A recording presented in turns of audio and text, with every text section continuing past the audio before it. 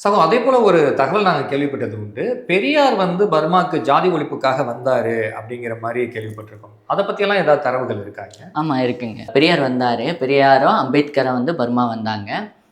Burma வந்தது வந்து எதுக்காகனாக்கா, இந்த சமூக நீதியும், அப்புறமா சமத்துவம், அப்புறமால வந்து இந்த பகுத்தறிவு சம்மந்தமான இந்த அவேர்னஸ், அதாவது ஓகே. விழிப்புணர்வுக்காக வந்து பர்மா வந்தாரு. ம்ஹ்ம். வந்துட்டு வந்து அவரு பர்மால இருக்க தமிழர்கள பார்த்தாங்க, பர்மியர்கள பார்த்தாங்க. அதே ம். மாரி வந்து பர்மா தமிழர்கள் வந்து வழிபடுற விதம், அங்க இருக்க கடவுள், அங்க இருக்க கலாச்சாரம் எல்லாம் பார்த்துட்டு, நீங்க என்னன்னாக்கா, நீங்க பர்மிய மொழியில அதாவது புத்தர் வழிபாடு, புத்தர் வழிய வந்து நீங்க பின்பற்றினாலே போதும். வேற எதுவுமே தேவையில்லன்னு சொல்லிட்டு போனாரு. ஓ! ஓ! இது வந்து என்னன்னா, புத்த மதத்துல வந்து ஜாதி கிடையாது, ம். மதம் கிடையாது, பில்லி சூனியம் கிடையாது, பேய் பிசாசு கிடையாது, நல்ல நேரம், கெட்ட நேரம் கிடையாது.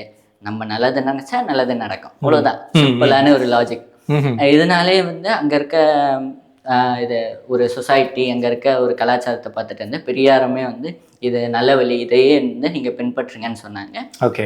பிற்காலத்துல வந்து அம்பேத்கருமே வந்து இந்த புத்த மத வழிபாட பார்த்து, அவர் வந்து இன்ஸ்பயர் ஆயி, அவரோட கடைசி காலத்துல வந்து புத்த மதத்த வந்து தழுவுனாரு. ம். இந்த சில ரீசனுக்காக தான். ம்ஹ்ம்.